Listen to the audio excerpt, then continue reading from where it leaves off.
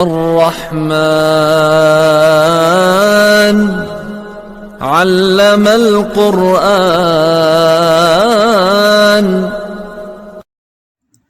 نحمده ونصلي على رسوله الكريم اعوذ باللہ من الشیطان الرجیم بسم اللہ الرحمن الرحیم۔ ابن ابی زیاد رحمۃ اللہ علیہ کہتے ہیں، مجھے میرے والد نے نصیحت کی کہ میرے بچے اہل عقل کے ساتھ رہنا اور ان کے پاس بیٹھنا، احمق سے اجتناب کرنا، اس لیے کہ میں جب بھی احمق کے پاس بیٹھا میں نے اپنی عقل میں نقص پایا۔ عبداللہ بن حبیب کہتے ہیں، اللہ تعالیٰ نے موسیٰ علیہ السلام کو وحی کی کہ احمد پر کبھی غصہ مت کرنا، یہ تمہیں زیادہ غمزدہ کر دے گا، یعنی کہ احمق پر غصہ کرنے کی وجہ سے وہ اور زیادہ بے وقوفیاں کرے گا اور آپ کی مشکلات میں اضافہ کر دے گا۔ سلمان بن موسیٰ سے روایت ہے، فرماتے ہیں 3 آدمی ایسے ہیں جو آپس میں انصاف نہیں کر سکتے، بدھ بار آدمی احمق سے، شریف آدمی رذیل سے، نیک برے سے۔ اسی طرح احنف بن قیس سے روایت ہے، فرماتے ہیں خلیل بن احمد کا ارشاد ہے کہ 4 قسمیں ہیں لوگوں کی، ایک وہ شخص جو علم والا ہے اور اسے معلوم ہے کہ وہ جانتا ہے، یہ شخص عالم ہے، اس سے علم حاصل کرو۔ دوسرا وہ شخص جو علم والا ہے مگر جانتا نہیں کہ وہ علم والا ہے، ایسا شخص بھولا ہوا ہے، اسے یاد دلاؤ۔ تیسرا شخص وہ ہے جو علم نہیں رکھتا اور جانتا بھی ہے کہ اسے علم نہیں ہے، اسے تعلیم دو۔ اور چوتھا وہ شخص ہے جو علم نہیں رکھتا اور اسے معلوم بھی ہے کہ وہ نہیں جانتا بلکہ بالکل ہی جاہل ہے، ایسا شخص احمق ہے، اسے چھوڑ دو۔ یہ بھی ارشاد ہے کہ لوگ 4 قسم کے ہیں، 3 قسم کے لوگوں سے بات کرو اور ایک سے نہ کرو۔ ایک شخص جو جانتا ہے اور اسے معلوم ہے کہ وہ جانتا ہے، اس سے بات کرو۔ ایک شخص جو جانتا ہے مگر سمجھتا یہ ہے کہ نہیں جانتا، اس سے بھی بات کرو۔ تیسرا وہ شخص جو نہیں جانتا اور سمجھتا بھی ہے کہ نہیں جانتا، اس سے بھی بات کرو۔ چوتھا وہ شخص جو جانتا نہیں ہے مگر سمجھتا ہے کہ جانتا ہے، اس سے بات نہ کرو، وہ احمق ہے۔ امام اعمش رحمۃ اللہ علیہ فرماتے ہیں کہ جب میں کسی بوڑھے کو دیکھتا ہوں کہ اس کے پاس علم نہیں ہے، علم نام کی کوئی چیز نہیں ہے، میرا جی چاہتا ہے کہ اسے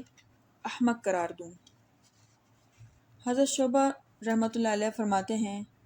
ہماری عقلیں ویسے ہی تھوڑی ہیں اور جب ہم کسی بے عقل کے پاس بیٹھتے ہیں تو وہ ضائع ہو جائیں گی، یعنی اپنی عقل کھو بیٹھتا ہے۔ بعض حکماء کہتے ہیں، عاقل کا بوجھ خود پر ہوتا ہے، احمق کا سب لوگوں پر ہوتا ہے، اور جسے عقل نہیں اس کی نہ تو دنیا ہے اور نہ ہی کوئی دین ہے۔ ویسے تو بے وقوف خود ہی پہچانے جاتے ہیں اپنی حرکتوں کی وجہ سے، بے تکے سوالات کی وجہ سے، لیکن علماء نے چند علامات اور نشانیاں بھی بتائی ہیں بے وقوفوں کی۔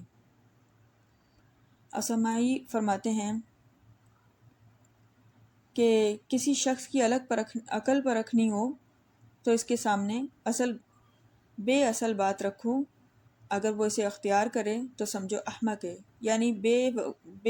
لا یعنی باتیں کرو اس کے سامنے، اور اگر وہ انہی باتوں میں مگن ہو جائے اور اس بحث میں شمولیت اختیار کرے اور پورا اس میں بحث کرے تو سمجھو وہ بیوقوف ہے، اپنا بھی وقت ضائع کر رہا ہے اور کسی اور کا بھی وقت ضائع کر رہا ہے۔ بعض حکماء کہتے ہیں، احمق کے اخلاق میں جلد بازی، خفت، سخت مزاجی، غرور، فسق و فجور، بے وقوفی، جہالت، سستی، خیانت، ظلم، زیاں، تفریط، غفلت، تکبر، مکاری جیسی صفات ہوتی ہیں۔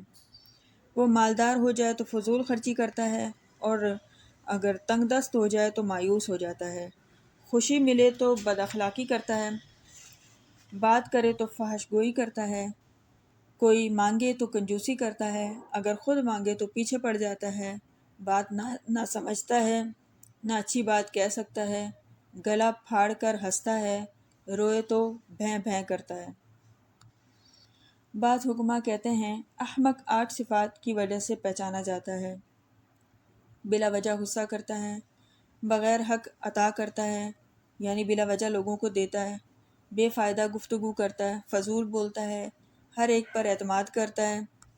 راز افشا کرتا ہے، دوست دشمن میں فرق نہیں کر پاتا، جو جی میں آئے کہہ دیتا ہے، اور یہ بھی کہتے ہیں میں بہت اسٹریٹ فارورڈ ہوں، خود کو سب سے عقل مند سمجھتا ہے۔ ابو حاتم کہتے ہیں احمق کی علامات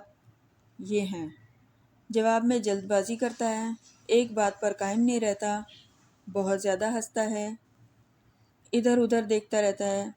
معززین میں بیٹھ کر غیبت کرتا ہے یعنی خوشامد کے چکر میں غیبت کرے گا، برے لوگوں میں بیٹھے گا۔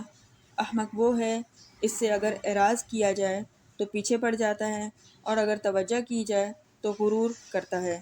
یعنی آج کے زمانے میں اگنور کرتا ہے۔ اس سے اچھائی کرو تو برائی کرتا ہے، برائی کرو تو اچھائی کرتا ہے،